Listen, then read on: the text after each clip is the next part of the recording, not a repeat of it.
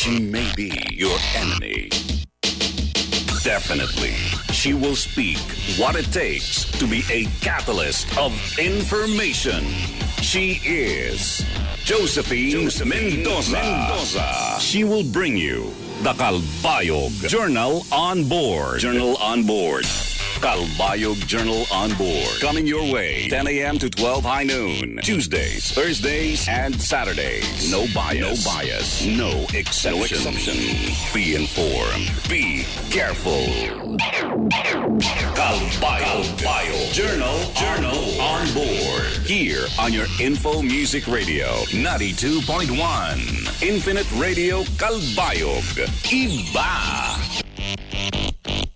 The views and opinions expressed by the hosts and the guests do not necessarily reflect those of the radio station, the management, and the network. Infinite Radio. Iba. Josephine Mendoza, Calbayog Journal on Board. Peace and Order, Tourism, Society, Calbayog Journal on Board. So, we are here again, Huwebes nga adlaw, January 13, 2022. I am Josephine Mendoza, and this is Calbayog Journal on Board, here at Infinite Radio Calbayog. We are at 92.1 megahertz on the FM band of your radio. We are live at Infinite Radio Calbayog Facebook page, cross-posted, thus also live in Calbayog Journal and Calbayog Dun Facebook pages. Also live at the YouTube channel of Infinite Radio Calbayog, simultaneously streamed at community channels 8 and 16 of Phil Products Cable TV services in Calbayog City. Also hooked up, thus also on television at a community channel of Cebu City Television Network. And since yesterday, January 12, 2021, Infinite Radio is also on community channels 8 and 16 of Phil Products Cable TV Services branch in Catbalogan City. And of course, our special thanks to the ever-supportive Mr. Ronan Torres of 90.1 RTFM in San Jorge, Samar, for also having Calbayog Journal on board simultaneously on air. Thank you! So, diin ka man makakabiling san sugod sini kahaluag nga abot san broadcast on air, television, and live streaming. Iba! Diba din hila sa 92.1 megahertz Infinite Radio Calbayog? Iba! Okay. So, din nga programa, Calbayog Journal. Calbayog Journal on Board, yan ang adlaw, January 13, 2022. Makakaupod naton ang bag-o nga gin-assign nga General Manager San Calbayog Water Corporation Incorporated. Si Mr. Edward LIMOSNERO via Zoom, hibabaruan naton ang pipira nga mga gintatrabaho nga pagpakaupay o pagpadukwag sa aton water system din sa syudad San Calbayog and iba nira nga service areas like in Santa Margarita, Samar. Of course, may ada gihapon naton mga situationer updates, impormasyon, ug iba pa nga mga istorya nga pwede ug angay naton igpahibaro sugad san pagtuod san IATF, Calbayog Interagency Task Force, pag-operate san mga lisensyado nga mga bulangan dinhi sa syudad San Calbayog ug ang mga kondisyones nga angay pagsundon. Number 2, updates and investigation nga ginbubuhat san task force pag-imbestigar san kaso san pagpusila kan Giornong Malabanan sadto nga December 8, 2021. Designation of PNP Focal Officer for Media Security and vaccination schedule san Calbayog for Calbayog City nga cancel for today, January 13. Cancel ito nira. Official list of candidates in Calbayog City aton yan enumerate and Civil Service Commission press release regarding government employees who are witnesses to cases. Ang detalye kahuman sa aton pagpasalamat sa aton mga sponsors nga ang mga pahinumdom. Anay naton pasalamatan ang aton mga sponsors.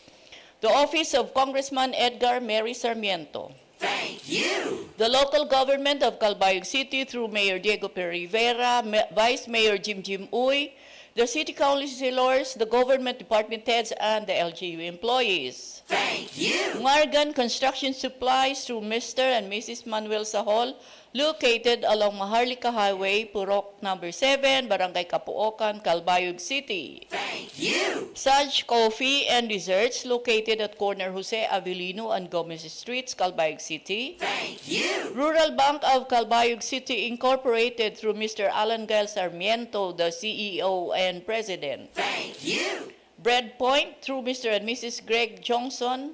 Thank you. Cafe Buenaventura through Mr. J. Robert Obet Sarmiento, located at Purok 2, Barangay Payahan, Calbayog City. Thank you. And of course, two of our vice mayoralty aspirants, Mr. Rex Daguman Thank you. and Dr. Clarence Julius Lalat Aquino. Thank you. And last but not least, the Service with a Heart, Thank you. Santa Margarita, Mayor Gemma P. Zosa. Thank you. And of course, ang aton broadcast production director, Jason Obong, upod kan DJV, and Kuya Ding, may adadugang nga pahinumdom.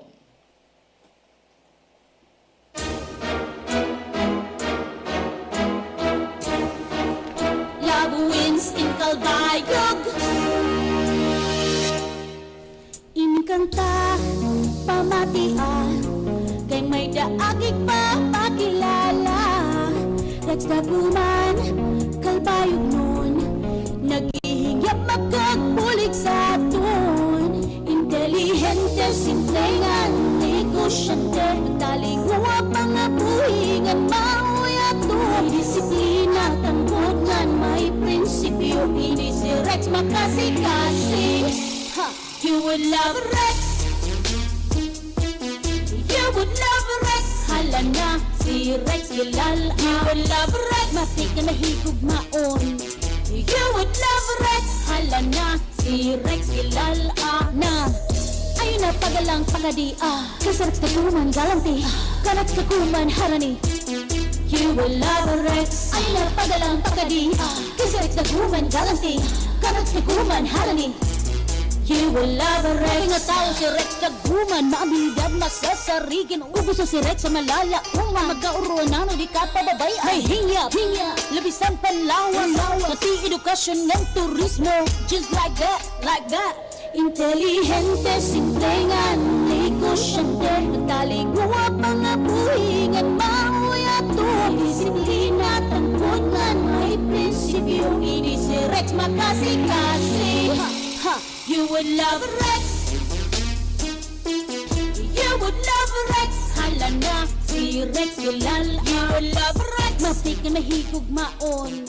You would love Rex. Hala na si Rex kilala na. Ayun na pagalang pakadi. Kasi Rex Daguman galanti. Rex Daguman harani. You will love Rex. Ayun na pagalang pakadi. Kasi Rex Daguman galanti. Rex Daguman harani. You will love Rex. Love is in Calbayog, kan Rex dadatun. Good vibes love derbian naton natrangkon. Magigong maayan Calbayog noon. Kaya dila si Rex Daguman sa aton. Yeah, yeah, yeah, Rex. Rex Daguman. Yeah, yeah, yeah, Rex. Rex Daguman. Rex Daguman. Rex Daguman. Rex Daguman. Love wins in Calbayog. Rex Daguman.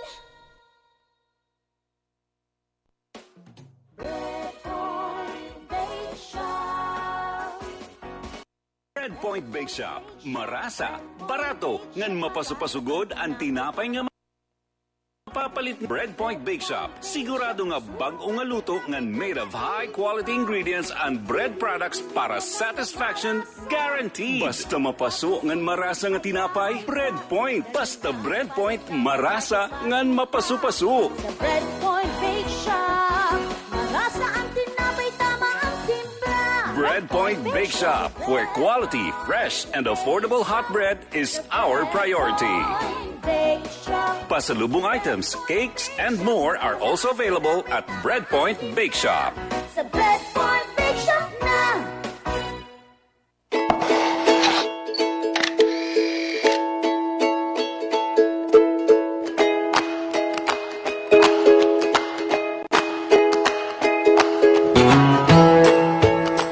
Malipayon, mainuswagon og mahimyang nga adlaw kasiplan. Tungod sa panlantaw ni Congressman Edgar Mary Sarmiento nga maging mabaskog ang kamurayaw ug kahimyang sa bugos nga Samar, nabugos ang organisasyon para sa kabatanunan. Mao ini ang Summer Youth for Peace Movement o mas kilala nga Say Peace Movement. Nabisita na nga nagkatirirok ang kabataan sa organisasyon sa Barangay Concepcion Gandara, Matuginaw, Tarangnan, Pagsanghan, Barangay Balog, Santa Margarita, kaupod ang mga youth sa Barangay Inuragyaw na kundiin nagpadangat sila sa Youth Empowerment Program na nagdulusol sa mental health awareness, personality development o leadership. Ang nasabi nga organisasyon padayon ang paghatag boses ng tingog sa mga kabatanunan, labinagod sa pagpapauswag sa ira liderato, kapusgan, kalugaringon nga pag-uswag, ngan pagtindog para sa kamurayaw. Nagahatag luwat sila sa magkarurudilahin nga plataporma para sa kabatanunan, abot tumindog, maging ngan magdumara sila para sa pagpago. Mao adto ang Siplat Update. Ako si Dominic Madoklok, Siplat, Ikmat, ngan isuman.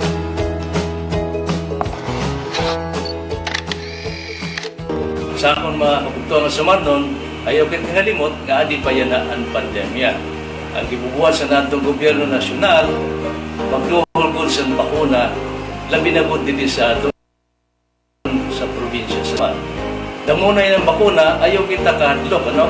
Ginagad ta ka, magpabakuna na ka, kaya itong gunya na, ang mga kabulig sa atin nga, pumara na iniya na, nga pandemya na COVID-19. So, utron ta, papakuna na ka mo, makapugtuan ko na sa mga. This is Gemma Sosa saying, service with a heart. Josephine Mendoza, Calbayog Journal on board. All right. So, indeed, Calbayog Journal on board. So, kasumpay sa to, nga, pag-aghat sa aton ni Congressman Edgar Mary Sarmiento sa aton bakuna. Nanlagatak kami, Didi. Oo, okay lang. Okay lang kami.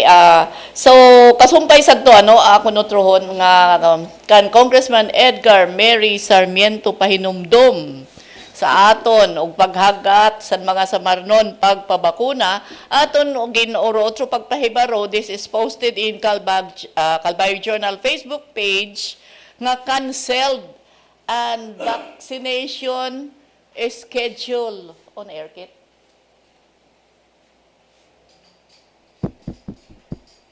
On air? Oh, sige, go. Oh, so vaccination schedule yan nga adlaw nga nakatalaan unta sa tulong nga venue. So NWSSU kag Salawsaw, Gimbayuyan Norte canceled.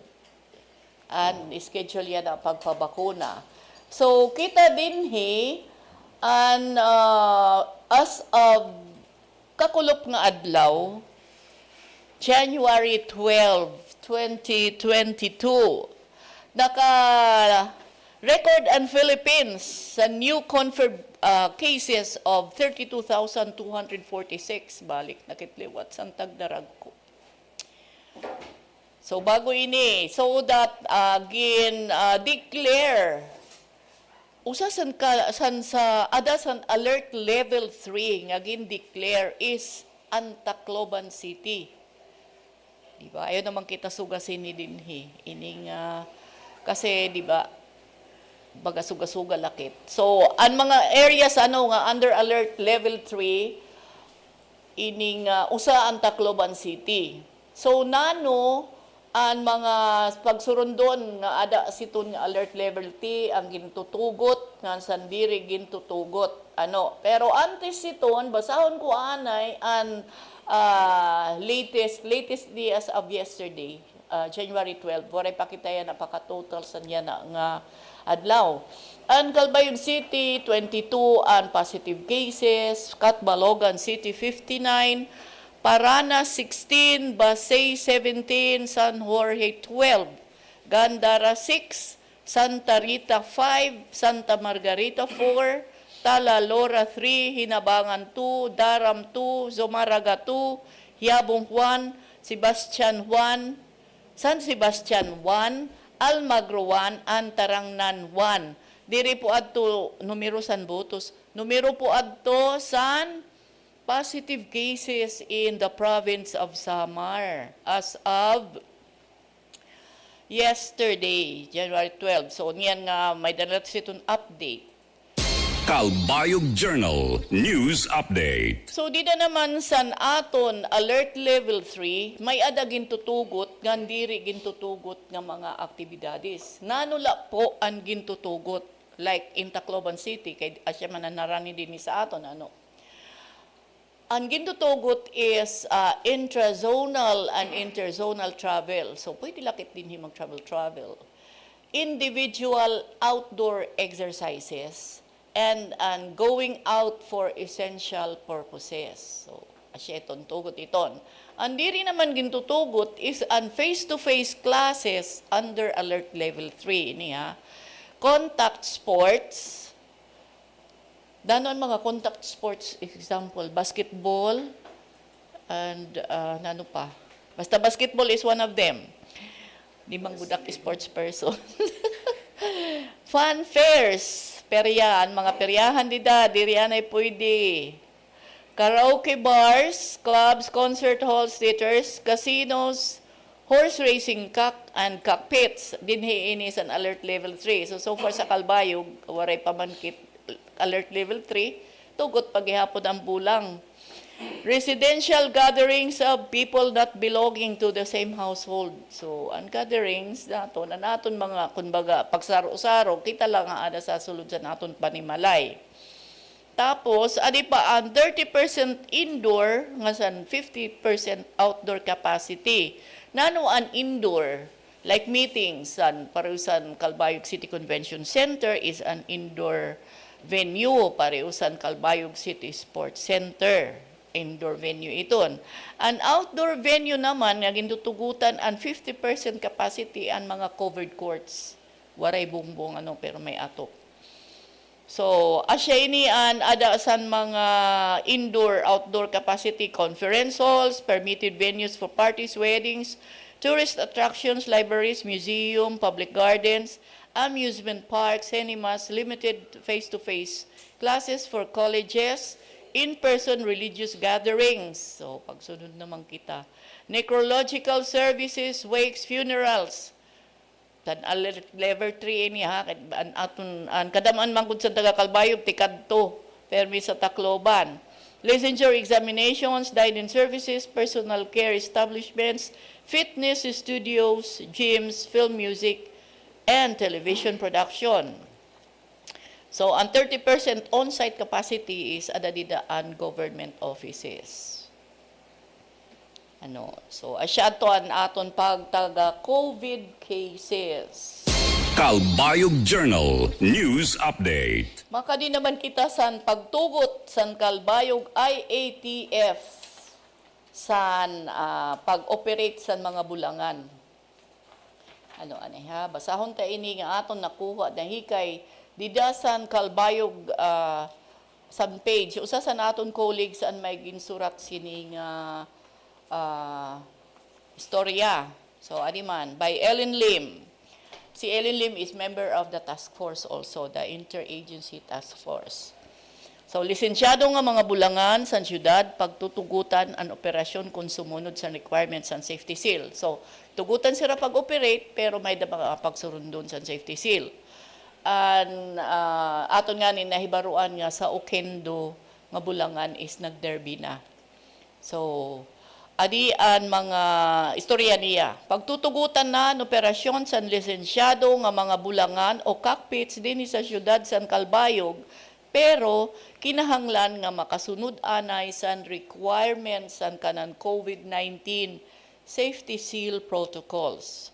Dida sa niginbuhat nga meeting sa City Interagency Task Force on COVID-19 nga ginpapamunuan ni City Councilor ngan Ground Commander Dr. Christopher Corsiga og sa mga operators sa unom nga cockpit arena dinhi sa Calbayog, iginharampangan ang ungara sa cockpit operators nga matugutan na sira nga mag-operate sa mga bulangan tungod sa paghamubo na kaupay sa mga kaso sa COVID sa syudad. Mga pira kaadlaw to naglabay. Yan na, turo taas na liwat. Sumalakan City Local Government Operations Officer Gretchen May Corrales sa ilarom sa National IATF Resolution number 154 nga nagpailarom sa kadak-an nga mga LGU sa Pilipinas, upod na ang probinsya sa Samar sa COVID-19 Alert Level 2, igintutugot na ang pag-operate sa mga bulangan, pero kinahanglan gihapon ang pagtugot sa mga local chief executives pinaagi na sa local IATF. Sumalakan Ms. Corrales, labot san pagsunod san safety seal requirements, may adag gihapon, may iba gihapon nga requirements nga kinahanglan pagsundon san mga pabulang sugad san paggamit san cashless o waray cash nga salapi san pustahay. And no vaccination, no entry sign, ngan an diri paggugli atay sa sulod sang bulangan. Pwede? Igintipahan naman sa mga cockpit operators ad una nga requirement nga mao ang paggamit sa cashless bets o ang diri actual nga pagkatin sa salapi nga pusta kundi ang paggamit na lasan kinabag-o nga mga teknolohiya sugad sa online betting, GCash ngan iba pa.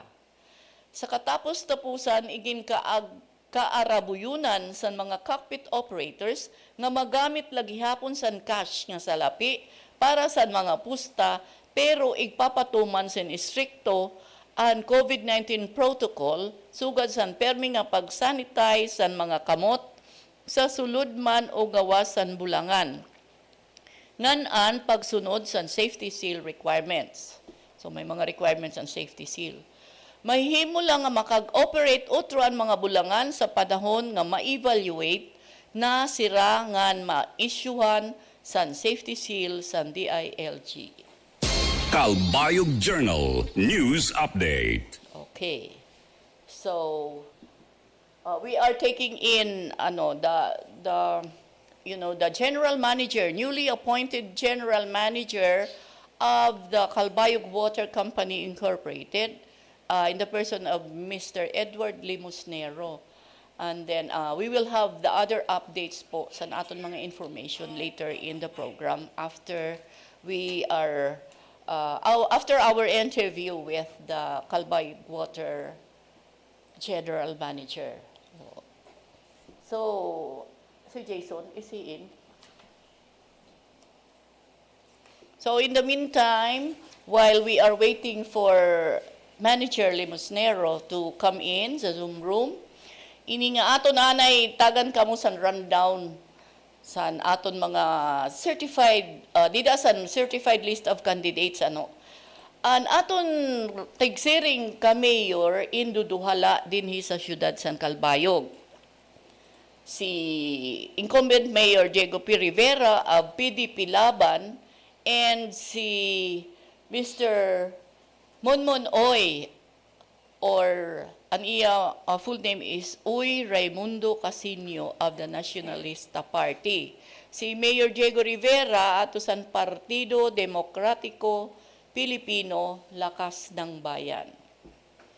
So duhalaton pagpipilian ka mayor. Sa dida naman sa vice mayor, may ada kita tulo nga kandidato. Si Aquino Julius Clarence Facon, San Partido Demokratiko Pilipino, Lakas ng Bayan. And then number 2, si Daguman Rex Monforte, Nationalist People's Coalition, and Mr. Ikayan Emilio Jr. Basierto of, wala siya political party, but independent siya, no? Dito naman sa councilor sa 1st District, ang aton pipilion is unom mga tigsiring. Out of 12 candidates, dito ini sa 1st District, ano? Number 1, si Amigo Doris PDP Laban, aniya party. Kareg signon, 1st District is Oquendo and Tinambacan areas. So number 2 is Aniban Marie Mel Martires, Partido Demokratiko Pilipino, Lakas ng Bayan. Ayong Sar Larry Juanerio, Partido Demokratiko Pilipino, Lakas ng Bayan. Chuka Rosalia Pulod, Liberal Party. Corsiga Christopher Giret, Liberal Party. Hinotiva Antonio Rojas, Liberal Party. Yulo Abijoy Erigon, Nacionalista Party. Pasakas Minda Dumangay, Nacionalista Party. Sumagang Rosela Cano, Nacionalista Party. Tafalia Rena Gaspan, Nacionalista Party. Tan Jocelyn Amigo, Nacionalista Party. Tibu Eduardo Pudutan, Nacionalista Party. So asya to ang dusi nga tigsiring dito sa 1st District, the areas of Tinambacan and Oquendo.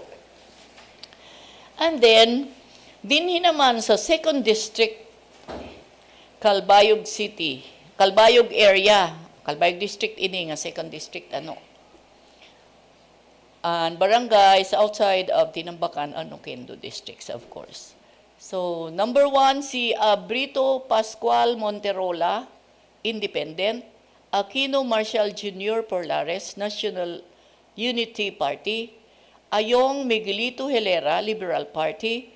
Bracamonte Ronato Cumilan, Nacionalista Party. Conejos Charlito Labong, Liberal Party. De Los Santos Dolores Gilbang, Nacionalista Party. Enriquez Florencio Ormenita, Nacionalista Party. Guianan Jesse Camarines, Nacionalista Party.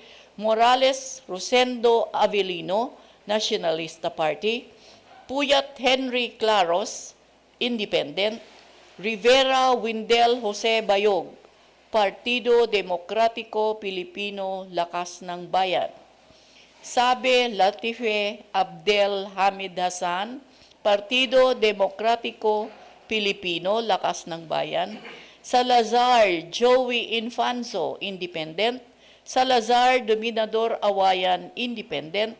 Tan Mark Celino Burka, Nacionalista Party. And Uy Ray James Rumor, Liberal Party.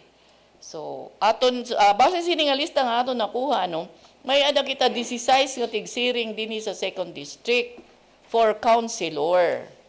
Dito naman sa 1st District, may dakita 12 nga tigsiring, kakonsihal, gihapon, tapos ang Vice Mayor, tuluan kandidato dinhi sa Calbayog, and City of Calbayog, liwat is duhala ang kandidato para mayor. So, 1-on-1 ang contest sa mayoralty seat. And then later, siguro in the coming edition of the Calbayog Journal on board, we will, of course, be able to obtain lists from the different municipalities in the province of Samar and whatever areas ka nagre-request po for the official listing dito sa COMELEC.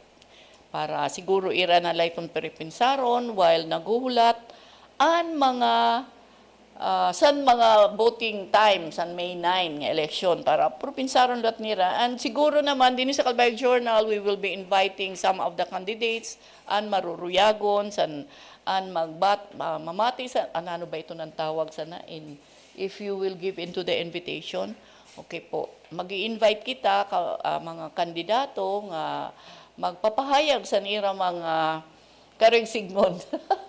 Sa nira pagkandidato. Anira plataforma. Diyos ko, I'm short of language. Anira mga plataforma dinhi.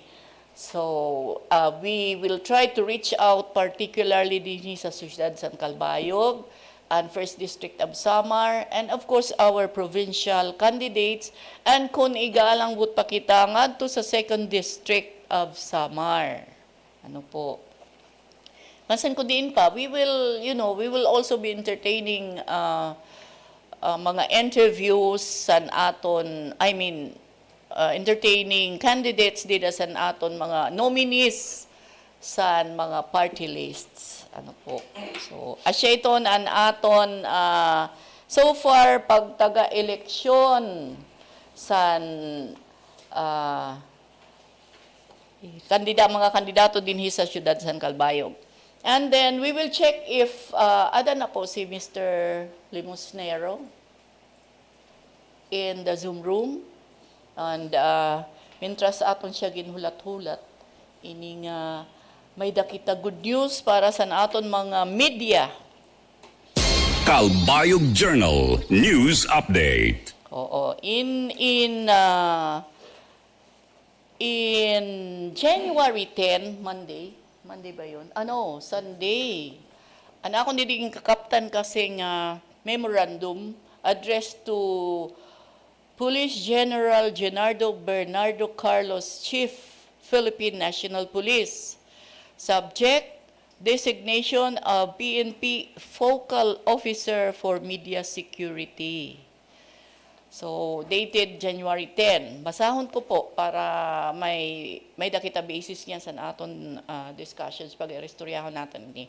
Acting on the request of the Presidential Task Force on Media Security, request designate a PNP Focal Officer for Media Security in each province and city in the country. Said designated focal person shall act as the first line of defense of journalists, as he will be the first to receive information and respond to any threats leveled against a media worker, and shall also directly coordinate with assigned special agents of the PTF-MS and assist the task force in expediting the resolution of cases of violence against journalists. This is in response to the request of Presidential Task Force on Media Security to ensure protection to all media workers in the forthcoming national and local elections. Attached herewith is the letter request from PTF-OMS for your reference. So, this letter is signed by Jerry A. Loresco, Head Executive Assistant of the Department of Interior and Local Government. So, ini nga kan Mr. Jerry Loresco, letter is nahimugso ini dida san request nga ginpermahan ni Jonathan E. Malaya, Undersecretary. Ang iya request is dated January 5. Nasiring man ang iya request by the Presidential Task Force for Media Security for the designation of police focal persons. So that is in response to this request po. Dated January 5. And then, asya ito na, no? Tapos later in the program, after po sa aton interview, is aton pag-irestoryahan and progress sa investigation sa of course Presidential Task Force ngan san an local task force din hiya dito sa Malabanan probe nga ginhimo nira. May dakita niya nagpapakita photos si unong sining an era pag-meeting IATF, I'm sorry. Nira pag-meeting sining Task Force Malabanan, pag-imbestigar di dasan kaso kan Jesus Jesse Malabanan. And while we are looking at our Zoom room, ada na si General Manager Mr. Edward Limosnero. Welcome, sir. Maupay na aga sa atong tanan. Okay. Maupay na aga, Ma'am Josephine. Thank you for inviting me to your program. Yes, sir, because we need updates. We learned about the, how do you call that? Parang bagong manager of Calbayog Water because Mr. Christian Batallones is assigned to another area na po. Yes, yes.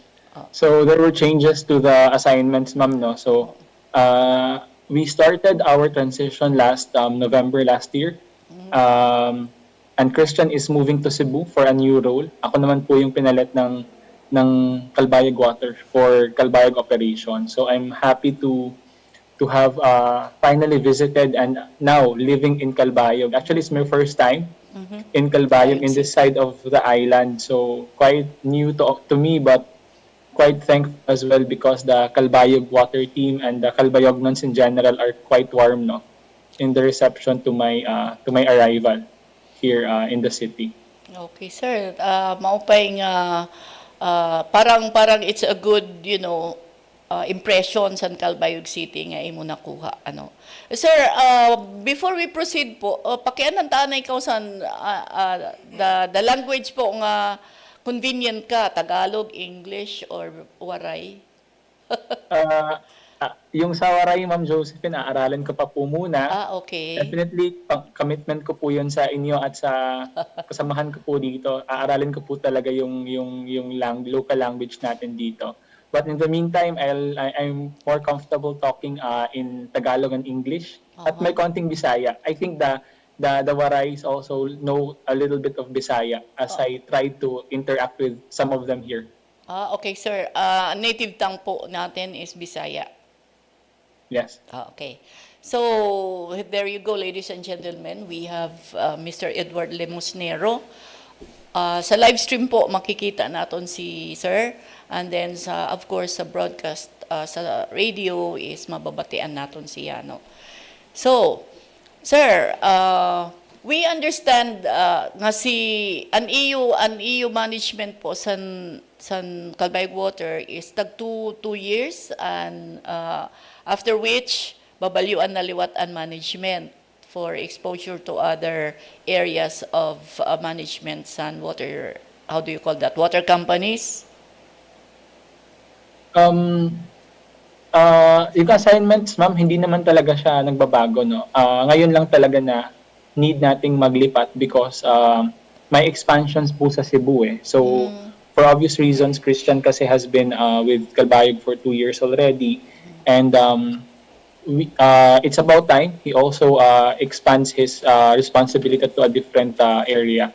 So, that's why na timing lang yung 2 years, but I think hopefully po, if things go well and I perform well for Calbayog, I'll stay here more than 2 years. That's the plan. Kasi ang maganda po kasi sa ang water operations po kasi yung proyekto po natin hindi lang po 1 year or 2 years talaga eh.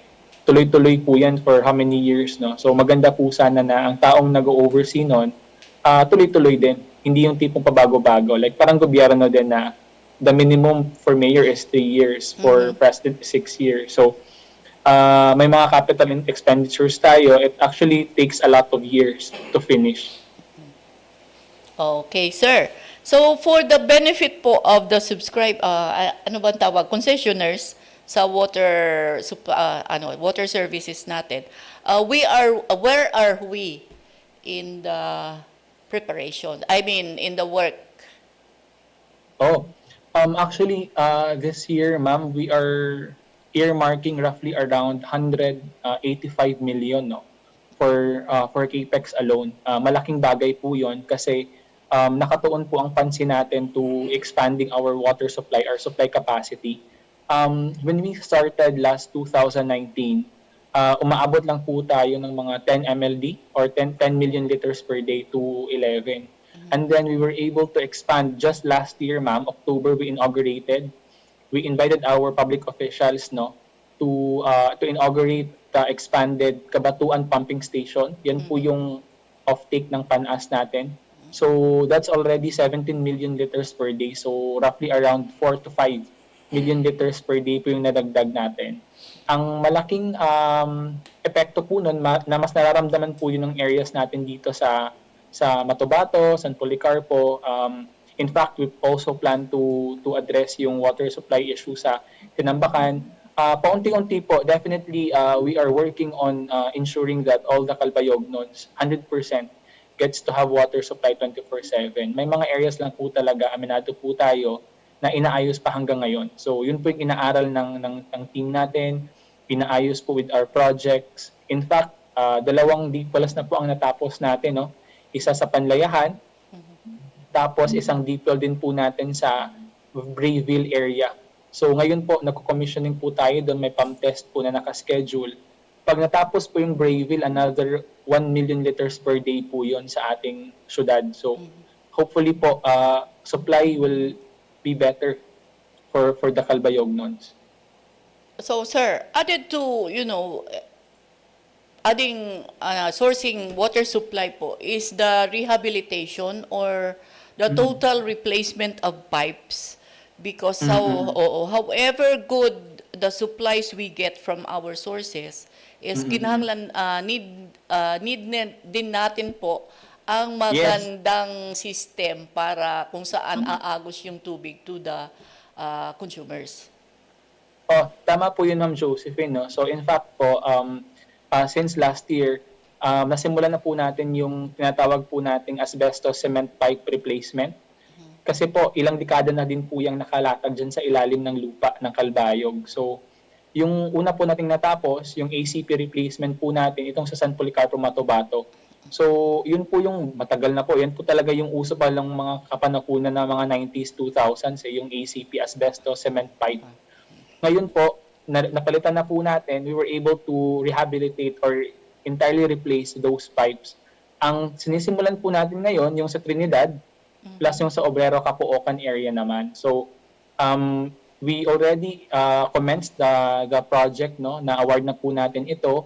At I think I'll also take this opportunity to apologize in advance kasi with all these projects coming in, there will also be open cuts kasi sa mga daan po natin. So makikita po ng mga commuters po natin, ng mga motorists po natin yung pagbakbak sa daan po natin. So may konting aberya po ulit tayo sa traffic management, but definitely we'll try to make your journey safe, no? In traversing these roads. We'll make sure na housekeeping po natin maayos. May makikita po kayong mga bollards dyan. So again, meron po tayong replacements ulit ng pipes dyan po sa may Obrero, Capuocan at sa Trinidad na area. So malaking mga areas po yun, Ma'am Josephine. Okay, so sir, sa tingin niyo po, how much % is already replaced with yung new pipes? At this rate, very humble number, no? I think we're still at around 10% because we are the first thing we have to really work on kasi, ma'am, is yung water supply. In every water operations, ang pinaka-importante sa lahat talaga is yung water supply muna. Paunti-unti, may naaayos tayo yung mga leak repairs natin sa maliliit na mga pipes natin, but ultimately, ang goal is yung malalaki, yung mga ACP natin, yung mga asbestos cement pipes, inuuna natin. So those are big items.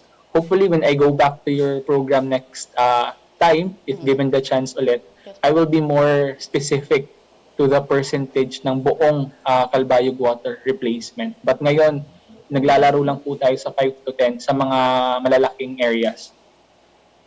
So that is 10%. So there's a lot of work ahead pa po. Not a lot of work to do. Ang nauna lang po talaga na tapos na malaking bagay is yung facilities, yung water supply talaga sa Kabatuan.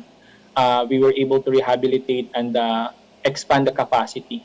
Yun talaga malaking bagay yun.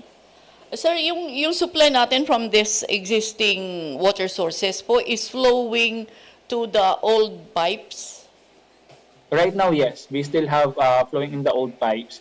And then sa distribution mains natin, Yun yung pinapalitan ngayon yung sa asbestos pipe naman natin. So hopefully po yung mga malalaking pipes na yun, mapalitan natin yon, yung the one I mentioned, Trinidad at Obrero Capuocan. Malalaking pipes po yun. So mapapalitan po yun this year eh. Okay, so that when napalitan na po yun, it will improve the supply of water to other areas. Yes, tamang-tama po yun na point, Ma'am Josephine. Kasi pipes-wise po kasi, the older it gets, the more it deteriorates, no? Given po yun, especially na yung asbestos cement pipe, para lang po sa kaalaman ng lahat, hindi po kasi siya malleable, no? Hindi po siya tulad ng bagong technology ngayon na hydropolyethylene na pipes. Yung blue po na para siyang flexible, na madali po siyang pag nasa beneath the surface po siya, hindi po siya hindi po siya agad na nababasag.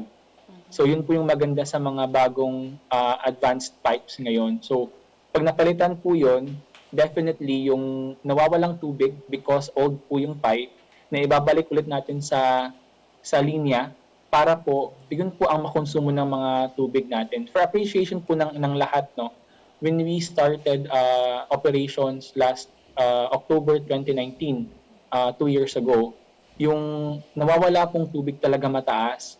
But ngayon po, na umaabot na po tayo ng roughly around 32 to 35% na lang.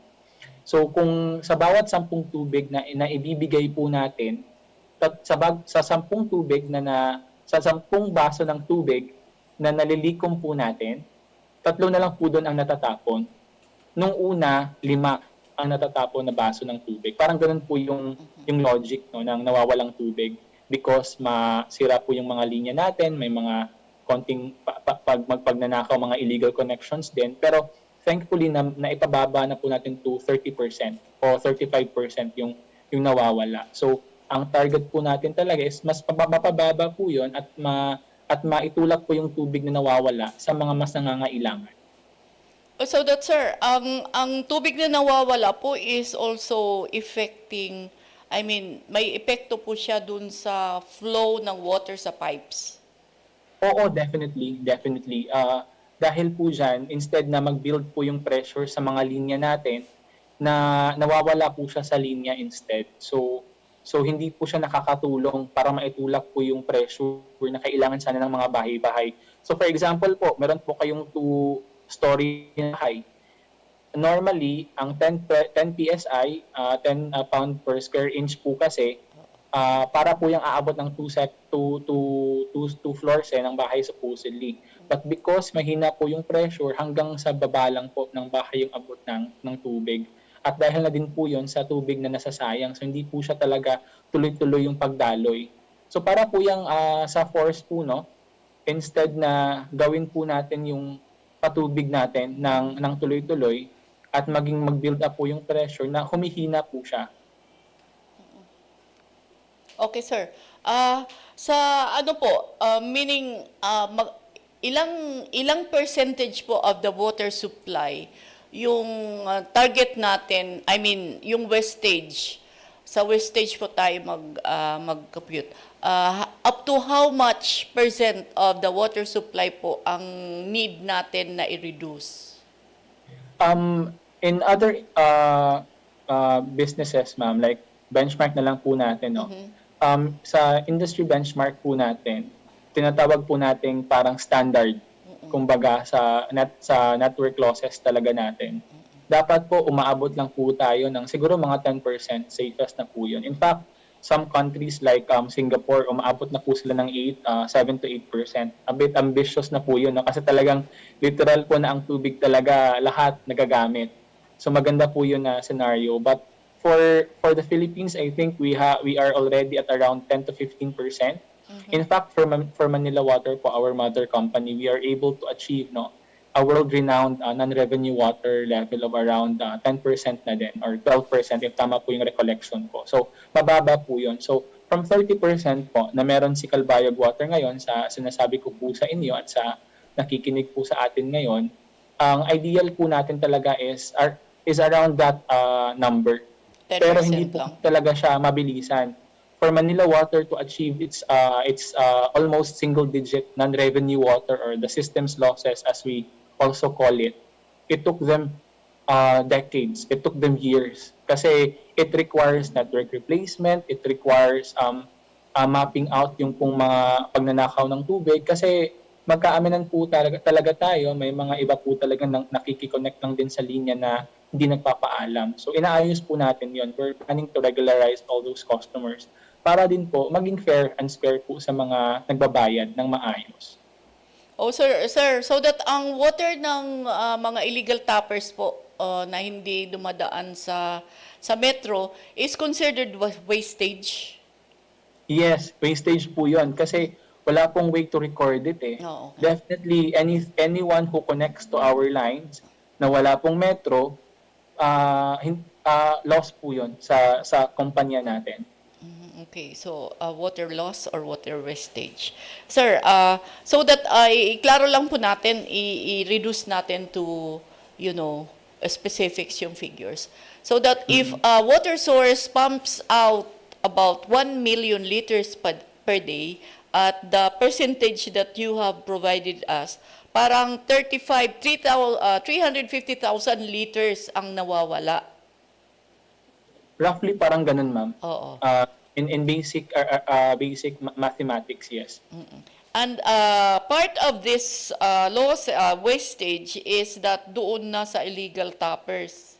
Oo, pero to be fair naman, ma'am, that's a very small amount. I think in my golden ratio po palagi yung commercial losses, which doon po na napasama yung illegal connections, no. Commercial losses kasi means we're not able to account for yung gumagamit ng tubig talaga in its full extent. But there are also what we call as physical losses.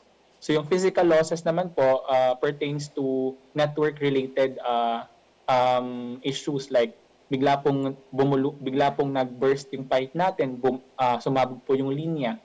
Hindi naman po yun pagnanakaw, but it's basically part talaga ng operations na sasabog siya because malakas yung pressure or mahina na po yung kapit ng materials natin. Lahat po yun physical losses.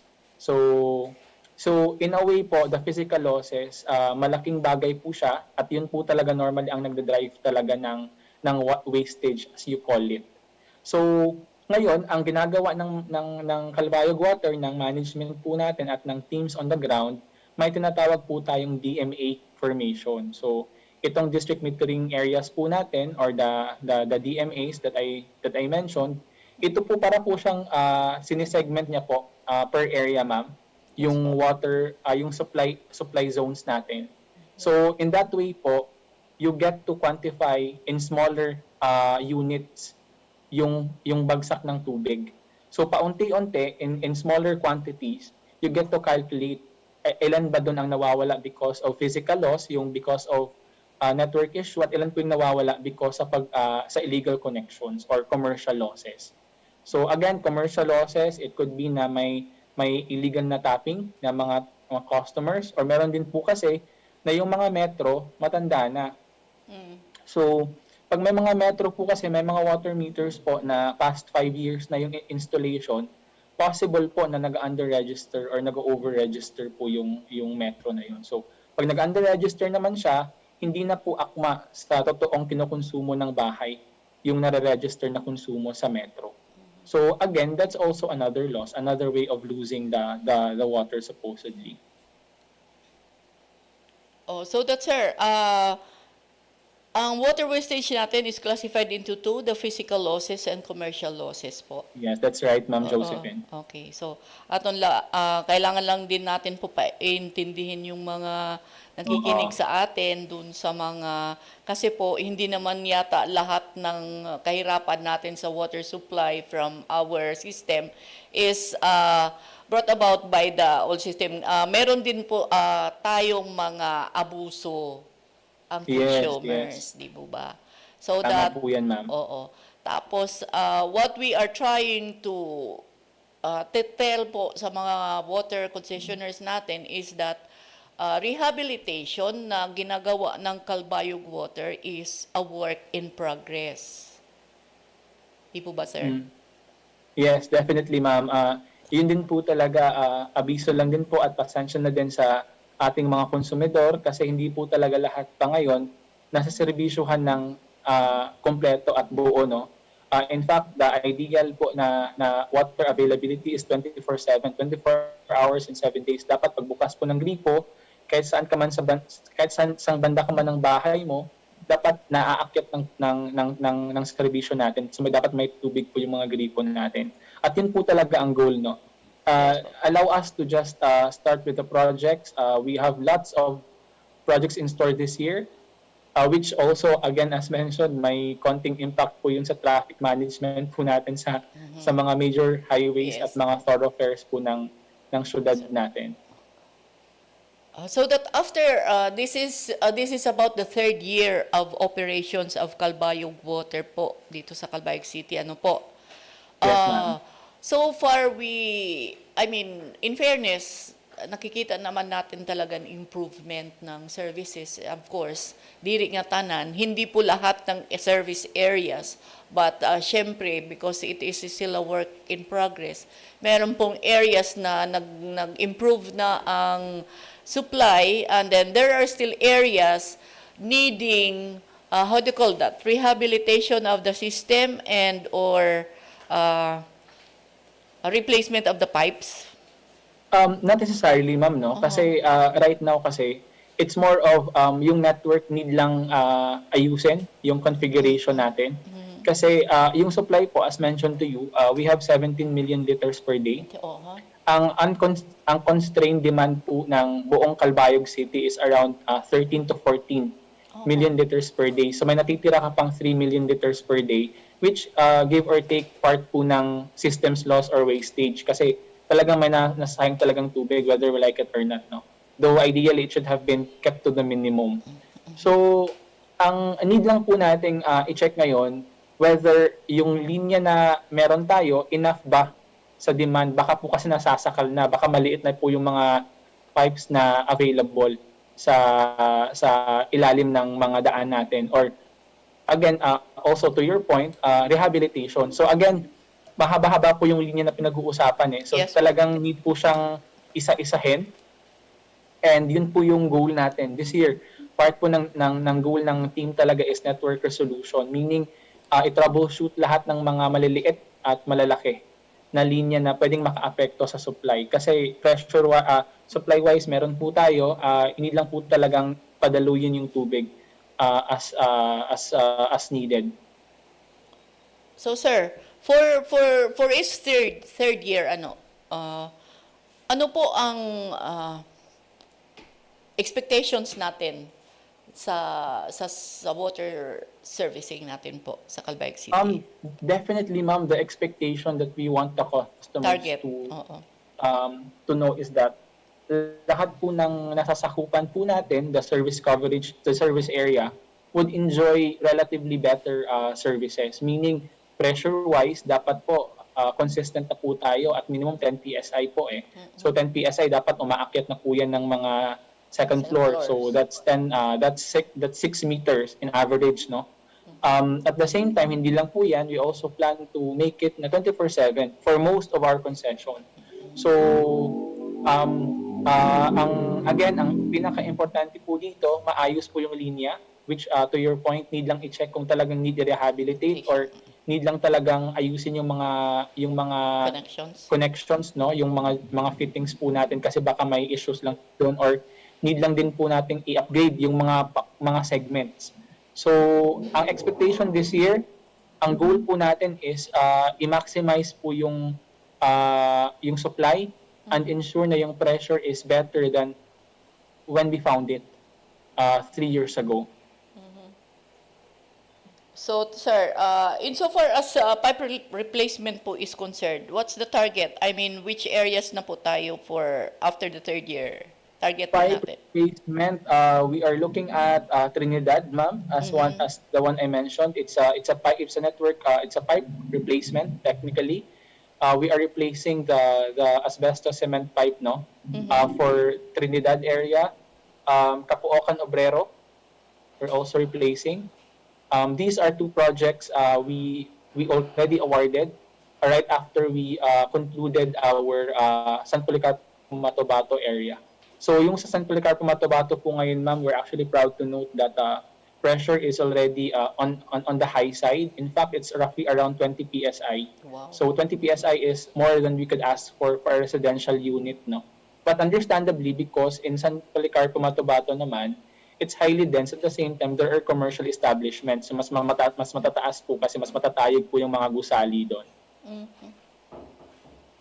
So that, kasi sir, ang nakikita kasi namin, ako, hindi talaga ako masyadong technical doon, but sa nakikita ko kasi, if water supply until Barangay Trinidad or Matabato at San Policarpo, I mean, the system, yung pipes is replaced, mag-i-improve din po yung water, ang daloy ng tubig papunta dito sa areas na ngayon ay parang hirap na hirap pa po. Yes, Oo, yes iba po. po. Yes, that's the goal. That's the goal. Yes po. Aside So, sa fact lang din po na, syempre, meron din po kasing need din po kasi talagang i-replace yung mga pipes talaga kasi it deteriorates over time eh. Pero tama po kayo sa point na yun, Ma'am Josephine. Patanong ko lang po kayo, Ma'am, saan po kayo? Saan banda pong barangay? Barangay Obrero. Obrero. So, Yes, sir. hopefully po, with our replacement ng pipes sa may Obrero, Capoocan, it will also bring better service to the barangay. So far, sir, naman, in fairness to you, dun sa bahay po namin, ng mga parents, sa bahay ng parents ko, wala naman po kami problema so far sa supply ng tubig. Kasi nga, di ba, parang na-include kami doon yung pipe na dumadalo na-include doon sa mga improved Yes, servicing na. So although there are areas which of course hindi ko ma-account sa inyo kung saan yun, but so far doon sa area din namin, particularly sa Barangay Obrero, Purok 3, is okay naman po. Yes, tama. Pero may mga areas na po talaga, especially puntang Pido, Narcisa, Caballero. Yun po talaga, I think, need po namin i-focus na talaga din. Tinambakan din po, isa din po sa mga areas na inaaral po natin ngayon. So, may mga hotspots po kami as we call, no, priority areas po. Kasi, yun nga, ang expectation this year, dapat better service than when we found it 3 years ago. Okay. So, sir, insofar naman po, may nagtatanong kasi about kumusta naman po ang servicing natin doon sa patungo ng Santa Margarita? Yun, yung the farther we are to the supply kasi the harder it gets to distribute the water, ma'am, no? And Santa Margarita is obviously one of those beleaguered cities, beleaguered towns or service areas na up until now may challenge talaga sa tubig, and it actually is a bit unfortunate na we get to still see yung mga nakapila balde kasi sa totoo lang yung mga pila balde in Manila parang that's a thing of the 80s and 90s na-address na po ng Manila Water yan with NAWASA, no, or MWSS when we entered into the picture 25 years ago, and that's also what we want to do. So again, as expectation for Santa Margarita and for those areas like Rawis, Bagakay, dire-diretso na po yan. Definitely po, yun po yung priority areas this year. So it should be better than how it was 3 years ago and how it was last year.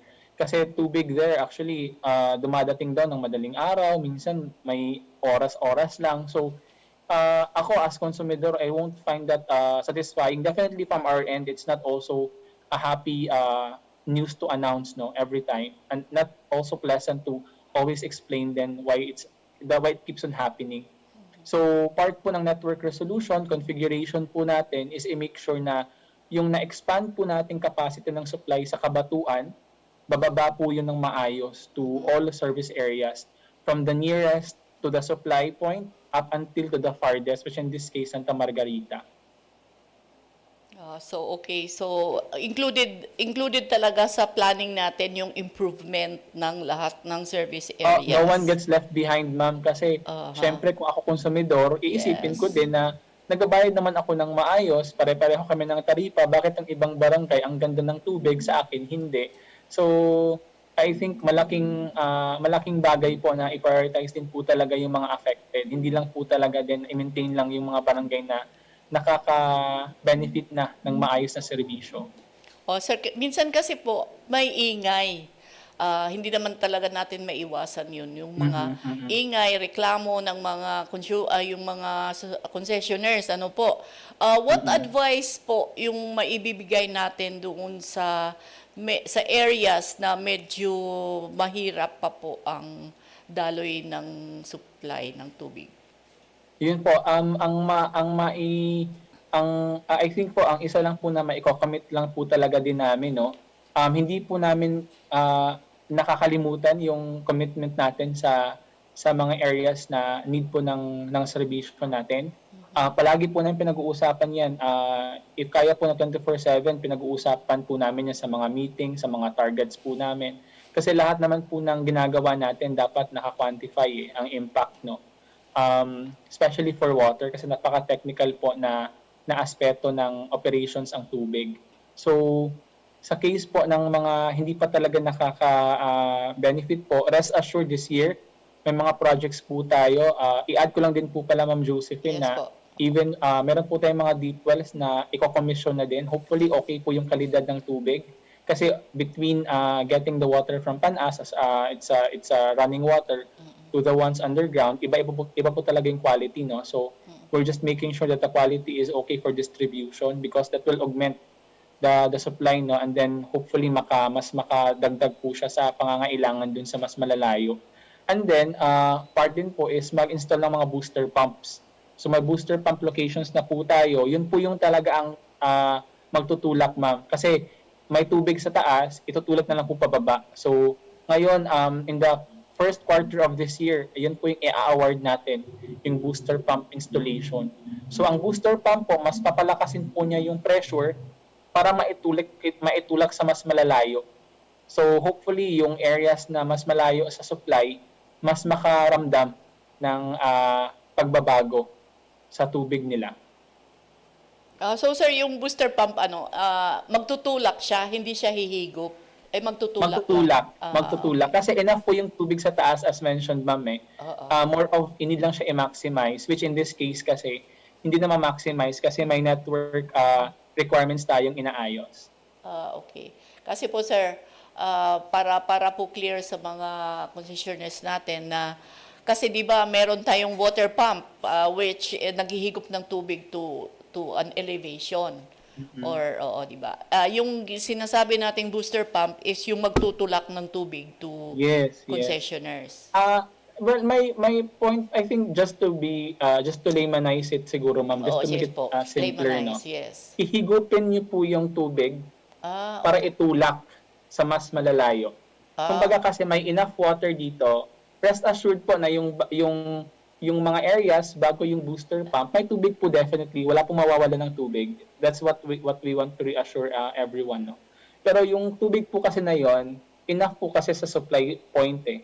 Meaning kahit maghigo po tayo from the supply point, yung areas, yung mga barangay or mga konsumidor natin bago yung booster pump, hindi po mawawala ng tubig kasi we made sure, may science po yan, may simulation po na ginawa din, just to make sure na yung capacity ng pumps natin, yung horsepower niya, hindi po magkukos ng disruption sa kabuuan ng ating service area. Oh, sir, magbilang na naman po tayo. How many po booster pumps are targeted to be installed? At this point, ma'am, we only have one installation first kasi yan po yung based dun sa recommendation ng simulation natin. So, saan po ito located? Doon po yan mailalagay sa may Kapookan area. Okay. So, sir, yung sourcing natin ng water supply sa Kapookan is from the deep well in Cabanatuan? I mean, deep well ba yun sa Cabanatuan? Hindi, ma'am. Running water po running yun. water yung sa Cabanatuan. Okay. Sa Cabanatuan, ma'am, from Panas. Okay. Tapos we have the reticulation there pa Panas. Tapos may panlayahan pa po tayo for the water treatment plant. So, bago pa siya makababa sa Kapookan or even the areas after panlayahan, treated na po yung tubig natin. So, in a way, grade A nga po yan kung kung sa meat quality po yan, premium po ang tubig natin sa Calbayog. Yes, Kasi oo. for some areas, share ko lang din po, like in Opo. Luzon, they're heavily dependent on deep wells already, no? Especially for Okay. big provinces like let's say Laguna or areas in northern Luzon. So hindi po kasi talaga lahat meron talagang sustainable water supply like PANAS. So yung sa atin po, ang maganda po kasi sa river, napaka-transparent po ng supply na yan. Madali po siyang i-test, it's running above the surface po yung water supply na yan, nakikita po natin. So sir, yung water supply from PANAS po is sufficient, I mean, oo, para doon sa Calbayog concessioners so far? Yes, it is sufficient. Yes, it is sufficient. Okay. It's a matter of fun kasi ma'am, yung water naman kasi tumatakbo naman talaga din yan. It's just a matter of expanding the capacity of the facilities para tumanggap. Kumbaga yung tubig nandyan eh. Yung facility lang naman talaga kung kaya niyang tanggapin yung tubig. So, as mentioned to you, yung pump natin sa Kabatuan, in-expand po natin para mas makapag-pump siya ng mas marami sa treatment plants natin. Okay. So that, because kanina kasi, sir, I was, nakatch ako ang attention ko dun sa ginagawa nating mga deep well explorations. Yes, ma'am. Oo, sir, a while ago you said PANAS is sufficient. And then, why the deep well pa po? Okay. That's a very good point, ma'am. The 17 MLD kasi, we don't want to rest our laurels on the 17 MLD, no? Okay. Hindi po natin pwedeng i-depend most of our, or at least all of our water source to PANAS and to the reticulation there. Ang deep wells po natin, if you know, ma'am, during summertime, those water sources at some point they try to also deteriorate. May mga times po talaga na the rainwater is a bit scarce. Hindi po dire-diretso yung patubig natin doon. So if in case of pahirapan, which historically meron po talagang ganung incidents na talagang nauubos because of meron pang case ng El Nino, or in case talagang mainit lang talaga, may heat map po talaga din si Calbayog, nauubos po yung may nasa critical level po yung water source natin sa PANAS. So hindi po talaga lahat naaakyat na. So in short, may possibility of magkulang ulit historically. That's why yung deep well natin will augment. So augment supplies po yun. It intends to fill in possibility where PANAS might run dry during dry season. Okay. So we want to be preventive. We want to have contingencies, and we don't want na ang palaging reason natin is just because of PANAS running dry. Okay. So, asyado nasayuran niya na natin mga mamarati nga, Calbayog Water talaga is looking into, the improvement of their services nga dirikit may malikayan naton an pag-undang san turo sa aton mga gripo just because an usa nga system nag-fail.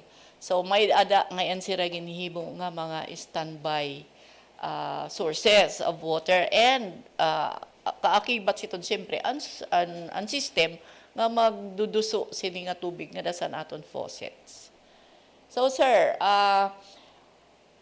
I no longer have questions as of this time, unless of course you still have some information na hindi namin natanong na kailangan malaman ng ating mga water concessioners from the Office of Calbayog Water po.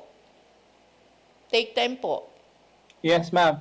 Josephine, again, before I end my appearance in your program, allow me to just thank you and your team for inviting us here and for giving Calbayog Water the platform to also share updates to how we are doing and how we intend to serve the city better. If you have questions po, please maximize and visit our Facebook page. Our customer service team will gladly help you. We will reply to you promptly, and we also have prepared the team who will address your questions for different types of complaints or queries or concerns. So we have a Facebook page that's Calbayog Water Company Incorporated. Feel free to visit anytime or message us if you have the link already. So that's from my end, Ma'am Josephine, and unless po there are still additional inputs or clarifications from our viewers or from our listeners. So dito sa Calbayog Journal page po, may nag-comment asking kailan dadaan ang water sa barangay Pagbalikan Diversion Road? If you can, if you have the answers po. Kasi yung Pagbalikan Diversion Road po natin, hindi pa kasi talaga yan nalagyan ng linya, ma'am eh. Part po din yan ng lalatagan po natin kasi mahaba-haba din po yung lalakbayin ng linya dyan. Hindi ko lang po makomit ngayon or hindi ko po masagot po ng diretsahan. But definitely po part po ng expansion yan in the next 5 years. Nasa pipeline po natin yan. So, okay. For the information sa tunga nagpakiana sa aton, si Ma'am Delma Hermoso Cerrito, ma'am, ang Pagbalikan is in line for expansion po. Ang challenge kasi dyan, Ma'am Josephine, i-add ko na lang din po yung item na yan. Need po kasi, when we try to invest in assets, ma'am, no? Asset-based heavy kasi talaga ang water utility or utility in general. Need po nating i-build up yung volume para po, pag naglatag ka ng linya, yung return of investment po natin, nasa healthy level po. Hindi po talaga tayo mahihirapan ding bawiin yung ginastos because of the consumption. So, it's supply and demand matter. So, hopefully po, in the coming months or even years, may mag-ramp up po yung sa diversion road. Kasi ang maganda po sa diversion road, for me, as a new entrant to the city, it's a bright spot. Kasi ang ganda po ng location. Kung ako po yung magnenegosyo, pag-iisipan ko po ano pong pwede kong i-maximize sa diversion road. Kasi it's a very idyllic space within the city. Oh, sir. Kasi yung barangay Pagbalikan, if I recall it right, may dadida, sir, reservoir? Yes. It's the first reservoir. Hindi po siya tuloy-tuloy. Opo. Oo. Kasi during my high school days, parang napupunta kami dyan sa reservoir. Kumusta na po yung status ng Pagbalikan po, reservoir? Nandun po rin pa rin po siya, ma'am. It's actually functioning, no? It's also due for rehabilitation kasi for obvious reasons, it has been there for a long time. Need lang po nating linisin at ayusin yung mukha din niya, aesthetically speaking, and then for safety din. So, gumagana po siya, ma'am, Pagbalikan pumping station natin. So, hindi siya for ano bang tawag doon? Hindi siya sisirain, but kailangan lang i-improve or rehabilitate. It's a major component to our water system, water network. Kaya nga po, sir, nagtatanong daw yung Pagbalikan na sa kanila, malapit sila sa reservoir, pero wala silang system. Water system. Wala silang. Sige, ma'am, I will try to catch on that detail from her, no? If you can also share to me her details, ma'am, or contact para we could separately engage her with a conversation. Yes, sir. Just to fill her in on other important details about our projects. Pero sir, she is on the watch naman. You can, para na rin sa informasyon ng may oras pa naman po tayo. Hindi naman po tayo under pressure pa sa oras. Pwede pa po nating ipaalam sa barangay Pagbalikan through this program po ngayon. Okay, sige po. No problem, ma'am. Sige, Ma'am Josephine. Opo. Yung sa Pagbalikan po, i-review lang po natin yung pipeline doon as mentioned sa inyo kanina. Ready pala. Nagre-ready pa lang ng pipelines. Yes. Syempre lang po yung coverage doon, ma'am. Hindi lang po ako, again, to be candid and to be honest din po, inaaral ko din po yung kabuuan ng service area since bago po din po ako. I-check ko po yung sa Pagbalikan na part kung saan po siya banda at bakit po siya hindi nasiservisyohan or kung baka may tapping siya, hindi lang po talaga maayos yung tubig. So, i-check ko po yun specifically, yung item ng Barangay Pagbalikan. Pero may pumping station po tayo doon. Oh, sir, we understand naman that you are new to the position and you are also new in Calbayog. First time mo nga po dito. So that we hope to be, always enlightened on the progress of, the works of Calbayog Water para naman po hindi masyadong quiet and hindi naman Yes, yung ma'am. mga concessionaires masyadong nag-iingay. Kasi Yes, nga, ma'am. maingay daw kasi nga walang sagot. O, puro lang reklamo daw na lang sila kasi hindi naman sila nakakakuha ng sagot. O, yun yung ano ng social media you can always complain, you can bash. O, di ba? So that we look forward to having you again, sir. Your parting Yes, words yes. po. Definitely. I'm thankful for you, and actually shout out din po to Ma'am Marla Mhm, for yes po. for linking us in for this interview, because definitely this will help Calbayog Water address questions, and then for also for the concessionaires to understand where we are with our projects. Yes, sir. This is what I was doing with Sir Christian. I always keep in touch with him. And then, doon nga po sa page nyo, ako kumukuha ng updates on whatever there is that the public would need to know. So, Yes, ma'am. parang nakukuha ko yung info doon, or kung photos siya or notices, sinishare ko pa yun sa Calbayog Journal Facebook page. And as of the moment, I intend to maintain yung ganun na rapport ng Calbayog Water Company with Calbayog Journal, and of course dito sa Infinite Radio. We are open po for whatever that there is to disseminate. Okay. Yes, sir. Thank you for giving us your time, and of course, sabi mo nga, thank you to Miss Merla Rosalado for patching us through. And welcome to Calbayog, sir. We hope and we pray that you enjoy your stay. Thank you so much, Ma'am Josephine. Looking forward to meeting you Yes, in sir. person as well. Yes, sir. Dahang salamat. Okay po. Thank you. So, asya to ang pipirang information nga aton nahibaruan kan Mr. Edward Limosnero ang bagong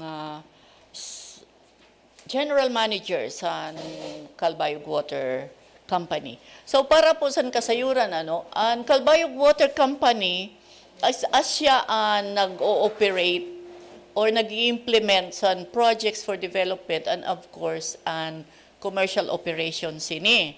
And then, Calbayog Water District is still existing, and they sit as the board of directors sa Calbayog Water Company. And according to information, is that nga tanan nga ginbubuhat sa Calbayog Water Company, ginpropose nira iton for the approval of the Calbayog Water District as the board of directors na. So, asya to and we look of course dirila ito na siya yanaan aton pakirestorya sa Calbayog Water Company through whoever is authorized by Mr. Edward Limosnero. And then, before we proceed to other business in the program, we will pause for some station reminders. Josephine Mendoza, Calbayog Journal on board. Josephine Mendoza, Calbayog Journal on board. Infinite Radio Calbayog, ang inyong info music radio. Nandito na sa 92.1. 92.1. 92.1. Pinalakas, pinalawak, iba. Subukang magpapayat nang di kailangang magutom. Yes, that's right, dahil may Vitasin Plus, the 18-in-1 wonder. Sa Vitasin Plus, glowing na ang skin mo, lalakas pa ang immune system mo. Sa Vitasin Plus, nagdijeta ka na, lumalakas ka pa. Yes, dahil taglay ng Vitasin Plus ang antioxidant, panlaban sa cancer, bad cholesterol, at uric acid. Vitasin Plus also protects your heart. Vitasin Plus is formulated with 18 essential ingredients filled with vitamins such as lemon, cucumber, calamansi, guava, lemongrass, bignay with chia seeds, malunggay flakes, and more. Amazing! Papayat ka na, lulusog ka pa, kaya subukan na ang VitaThin Plus. FDA approved, keto-friendly, sugar-free, 100% organic, proud product of the Republic of the Philippines. For more information, please contact 0930-444-1572 or visit their Facebook page, VitaThin Plus, Instagram, EA Quality Pills, website, www.eaquality.co.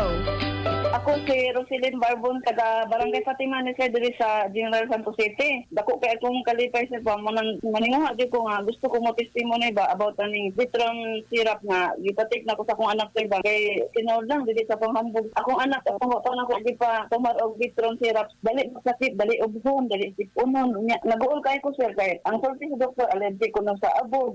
Salihang kanunay ko amino aning sa radyo. Dako kay kung kalipay sir kay naraday sa radyo ang Vitron syrup. Felices Glass Supply. We are customer and product oriented. We value your trust. That's why we offer you nothing but high quality of our vast product lines and services like aluminum, UPVC, and glass fabrication. We also perform simple to complex designs on a small or grand scale. Just name it and you can have it here at Felices Glass Supply. Felices Glass Supply has kept the trust of Calbayog Nons for more than 2 decades and now rendering service nationwide. Wherever your location is, we will deploy our professional team within 48 hours. You may also visit Felices Glass Supply's Facebook page or email us via customer service at felicesglass.com or call us at 055-2091-497. Fiber internet at cable TV in one?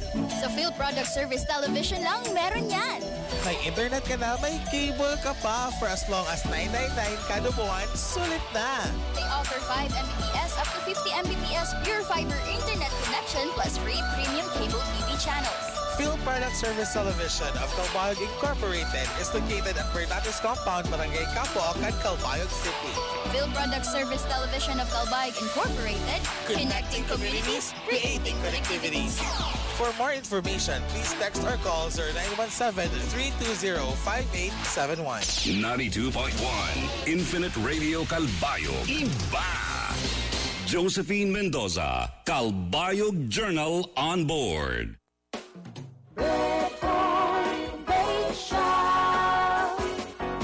Breadpoint Bake Shop. Marasa, barato, ngan mapasupasugod ang tinapay nga mapapalit niyo. Sa Breadpoint Bake Shop, sigurado nga bag-o nga luto ngan made of high-quality ingredients and bread products para satisfaction guaranteed. Basta mapaso ngan marasa nga tinapay, Breadpoint. Basta Breadpoint, marasa ngan mapasupaso. Sa Breadpoint Bake Shop, marasa ang tinapay, tama ang timpla. Breadpoint Bake Shop, where quality, fresh, and affordable hot bread is our priority. Pasalubong items, cakes, and more are also available at Breadpoint Bake Shop. Sa Breadpoint Bake Shop na!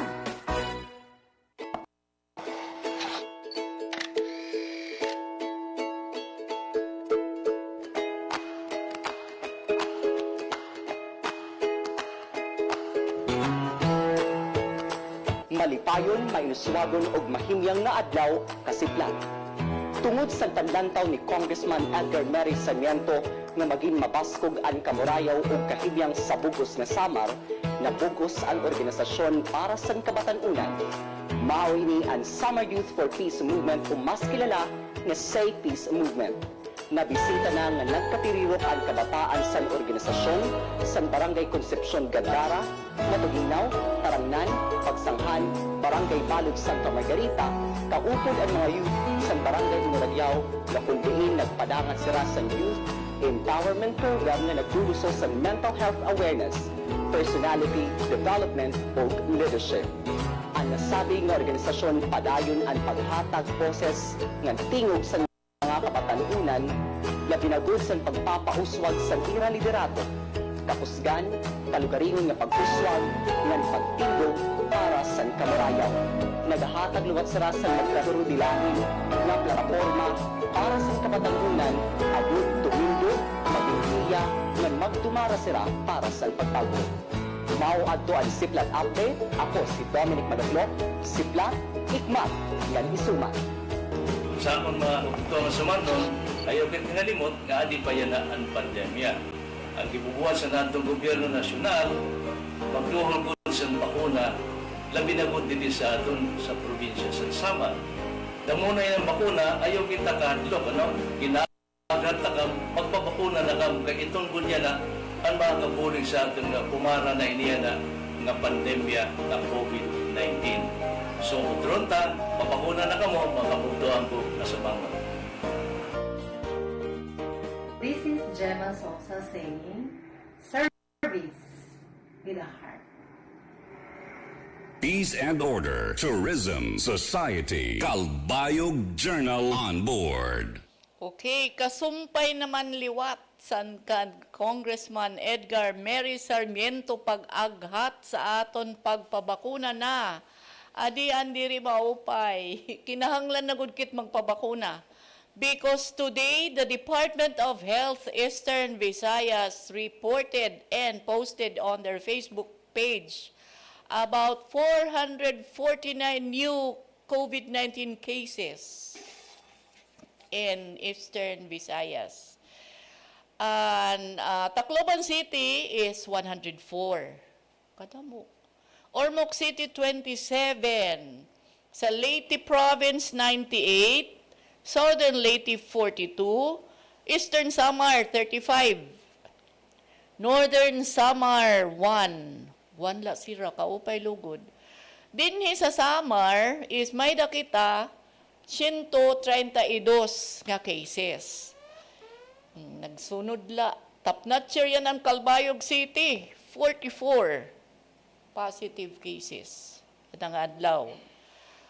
Tapos na duroy, kaging cancel because by da sira, syempre may priority, di man leton basta-basta nira cancelon ada, nga ira mga vaccination schedule kung baga waray good talaga kinhanglan pag-atinderan.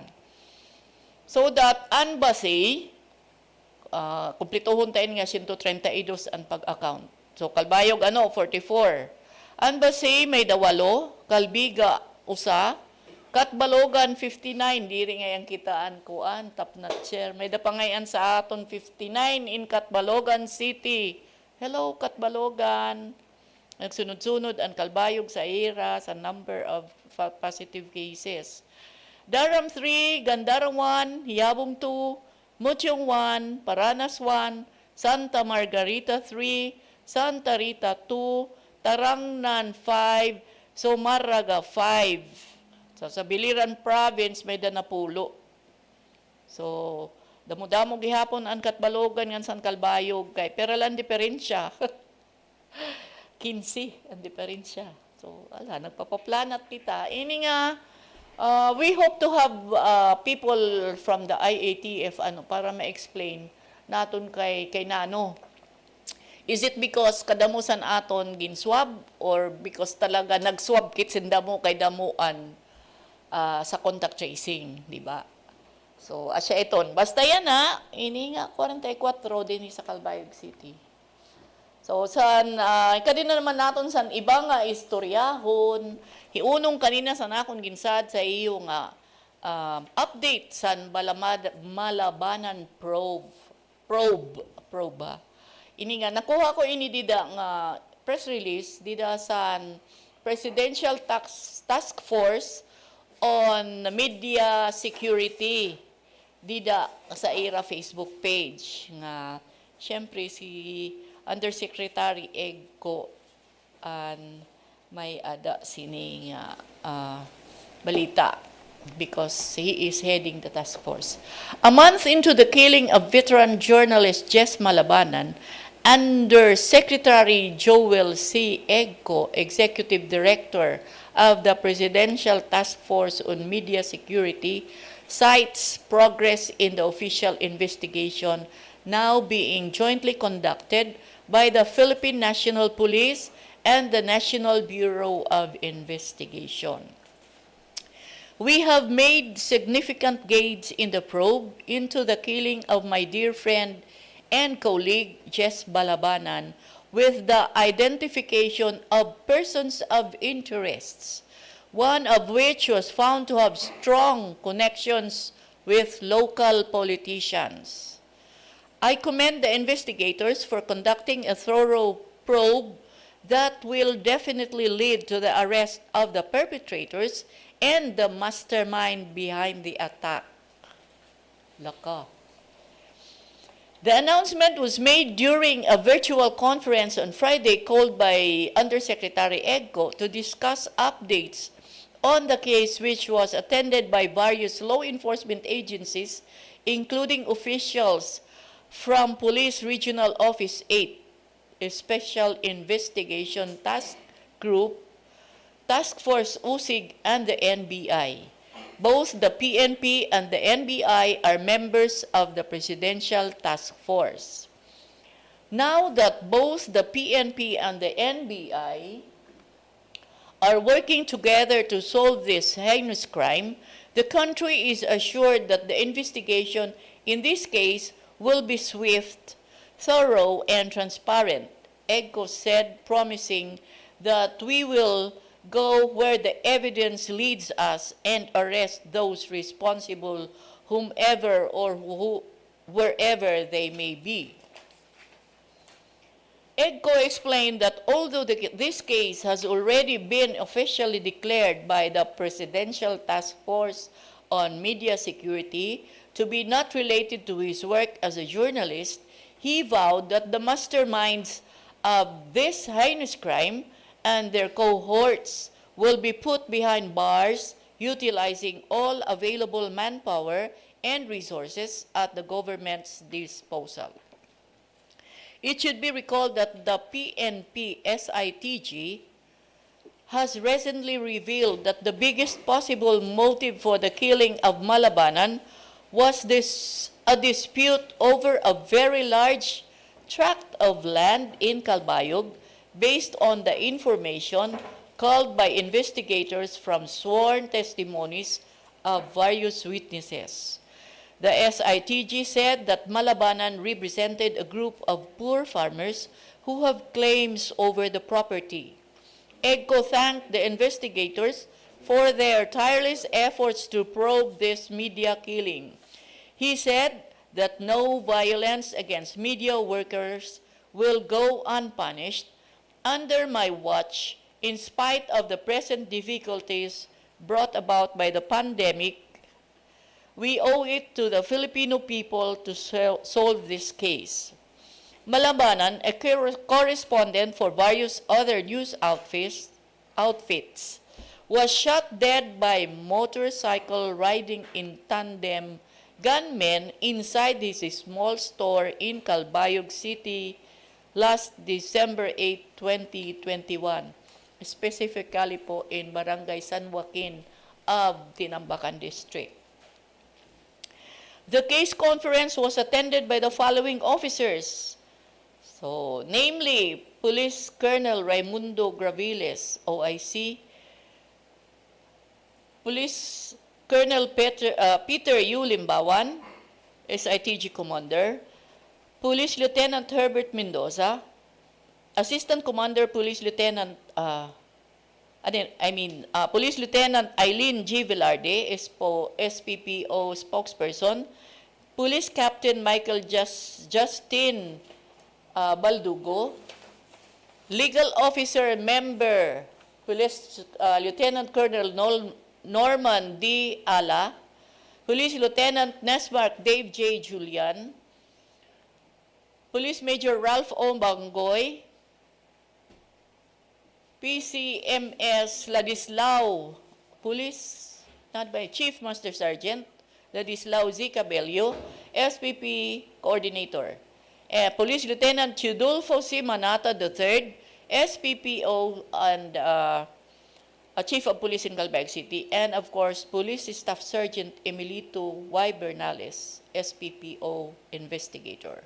Also present were Police Lieutenant Al Paglinawan, Head Secretariat of Task Force USIG, and Head Agent Carlo Limio, and Senior Agent Joselito Guillen of the NBI. Created by President Rodrigo Duterte in 2016, The Presidential Task Force on Media Security is mandated to oversee, supervise, and monitor the investigation of cases, violence, and committed against media workers pursuant to Administrative Order Number 1. For the past 5 years, PTF OMS has been at the forefront in the fight to protect the life, liberty, and security of media workers in the Philippines. Far less journalists have been killed ever since PTF OMS creation compared to the last two administrations that saw a slew of killings of media workers. 40 victims during the time of presidency of the late Noynoy Aquino and 82 during President Gloria Arroyo. In 2021, the PTF OMS recorded the 51st case of media killing that resulted in a guilty verdict, bringing to 68 the total number of media killers that were convicted by our courts. So, ikadi nato ang istoryano, may dadidigin siring kanina nga not related to his work as a journalist. Pero kasi, si journalist Malabanan has access to offices nga may ada documents nagkakapot sa dokumento. So, this might have been his strength in protecting the rights of farmers in the area. So, an iya connections gihapon iton an nagduso sa iya pagbulig sa aton mga farmers in the area. So that an bottom line is an iya talaga kuno according to the task force, their findings is land ownership an issue on his killing. Sadto nga December 8. So that may mga improvement, may adaliwat mga ginhimo ang Presidential Task Force nga pag-protect sa media practitioners. Pareho kanina sa itong akong ginbasa nga may ada PTF OMS Executive welcomes PNP focal persons as journalists, first line of defense. We are hopeful sini nga first line of defense because ako mismo may experience aksiton nga I saw my name in the list nga an number 1 dito si Mayor Ronald Aquino, and then iton nga lista nakadtusan usa nga bag san police officer. So yan na protector unta naton sira kay magki-create nga ni dinhi unta kada city, kada munisipyo, provincial government in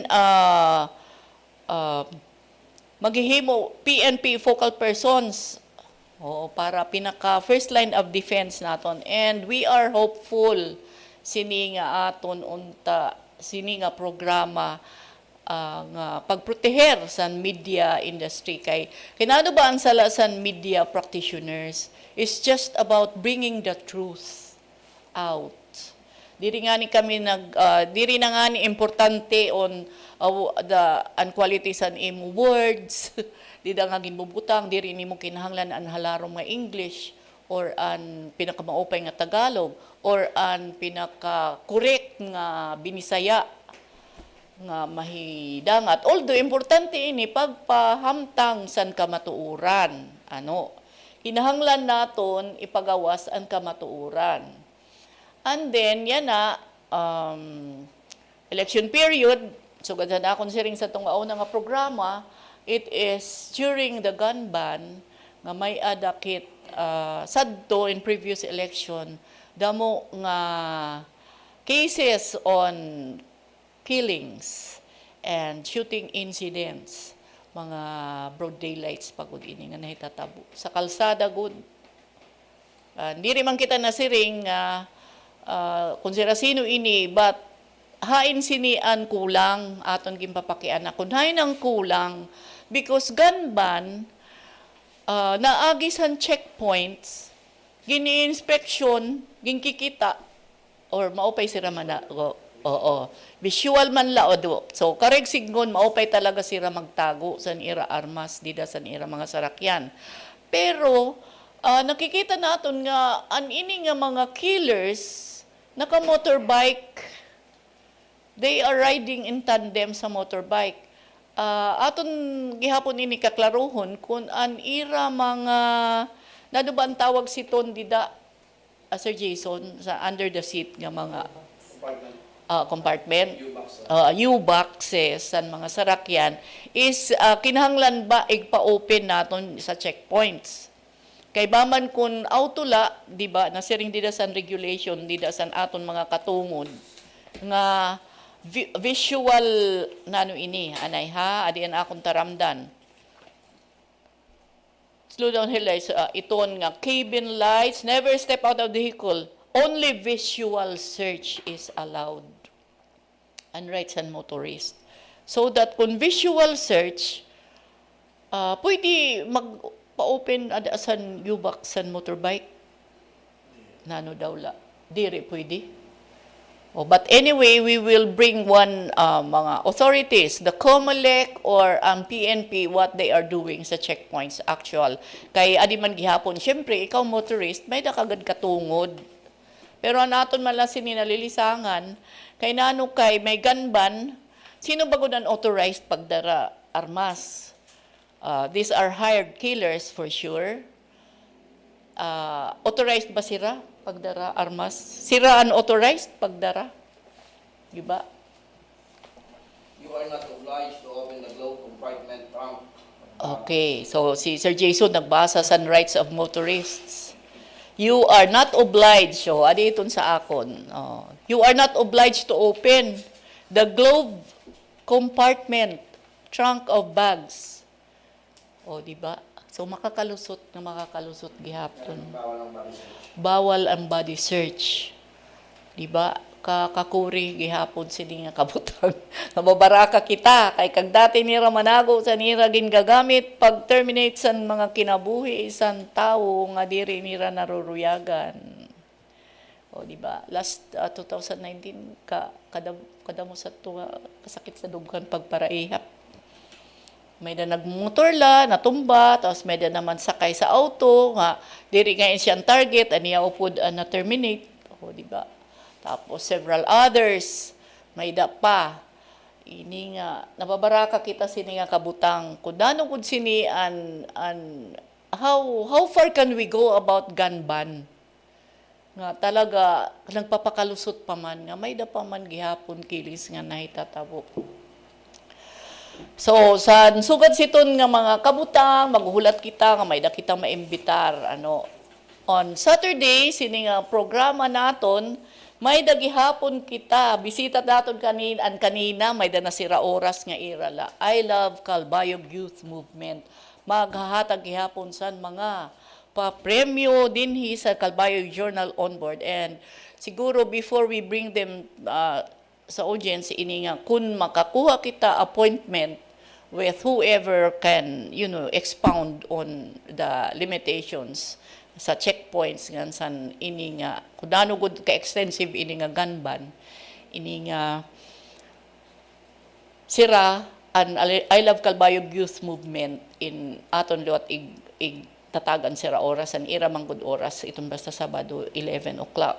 So sana I will try to be calling kay bisan nga ni po didasan aton pagkig nano ba ini an aton effort to bring one of the ini nga si Miss Eileen Villarde and spokesperson sa Task Force Malabanan. We were trying to get in touch with her. Ang iya phone nagre-ring but I did not get an answer.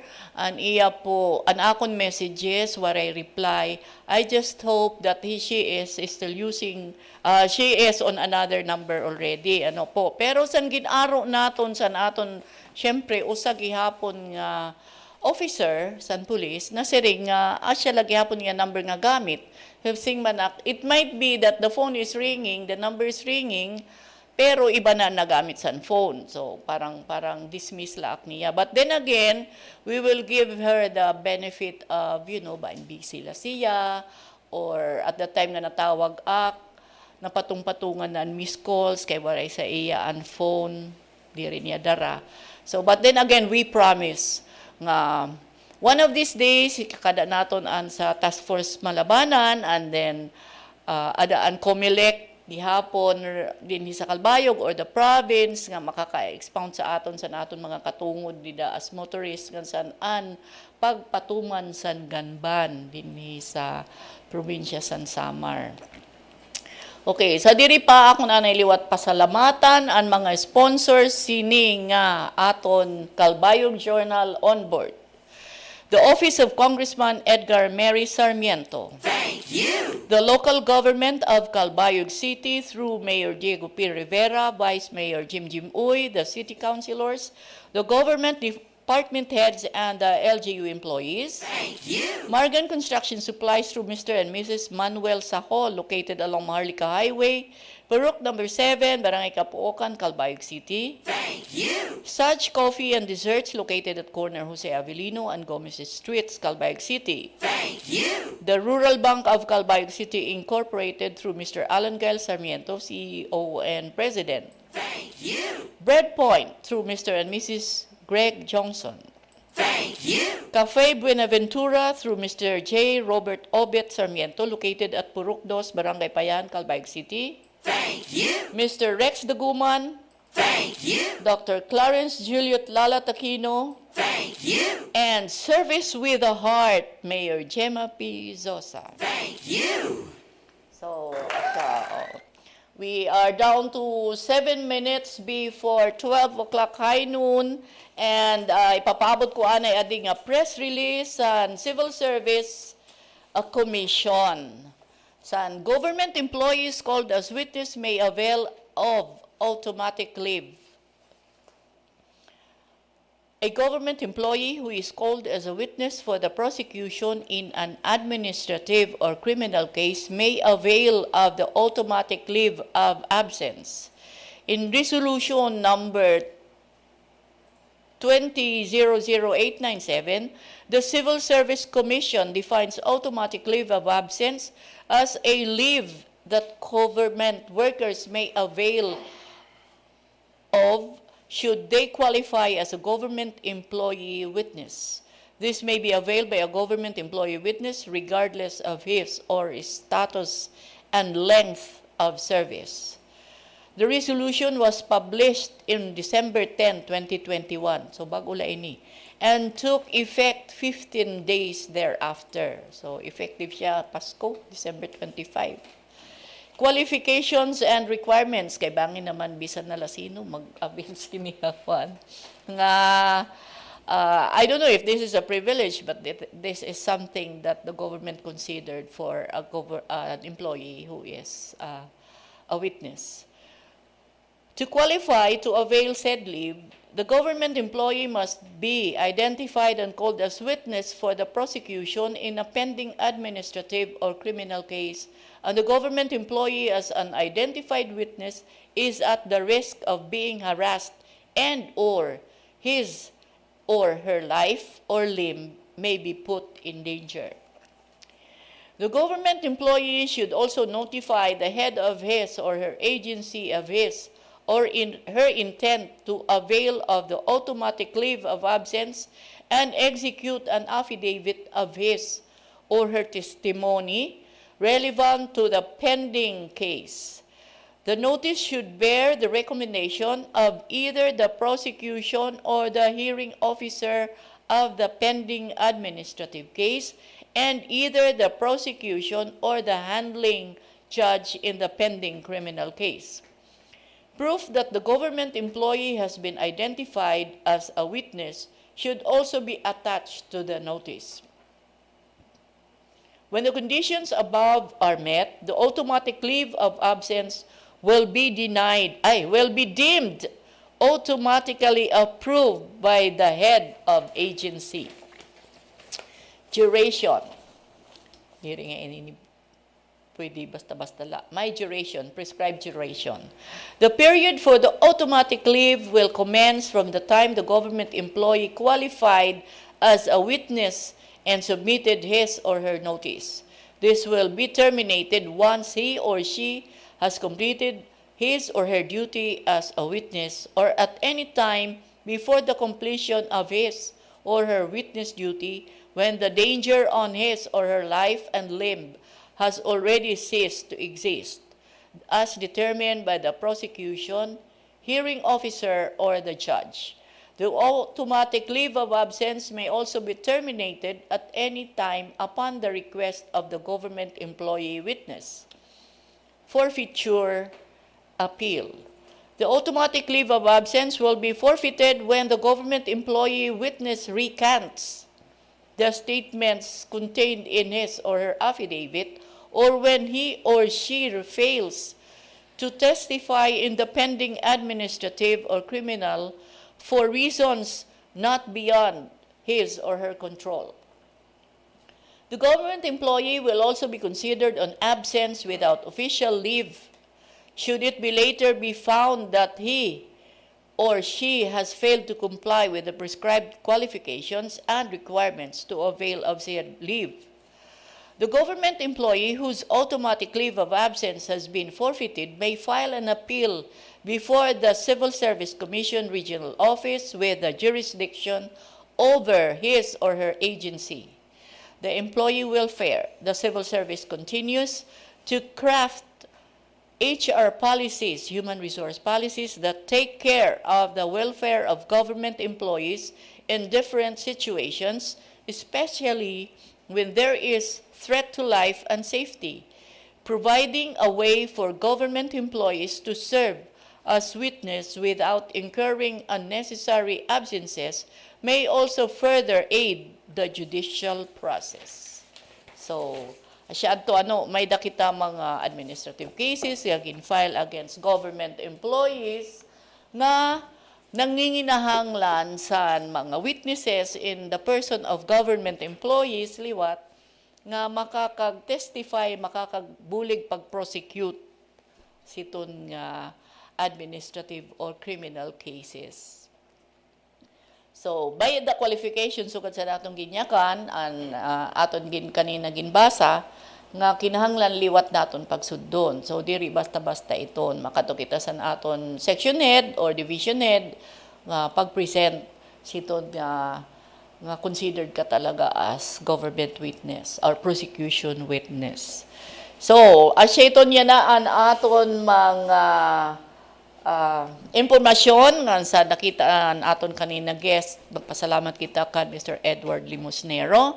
And on Saturday, si ringkot kanina is we will have I Love Calbayog Journal. I Love Calbayog Youth Movement para sa ira gihapon pagpaambit sa aton sa nira mga blessings. O, diba? So, saya na salamat ak sa niyo pag-upod sa amon, pamati dida sa radio, mansan dida sa live stream. And of course, this is Josephine Mendoza on Calbayog Journal on board until Saturday.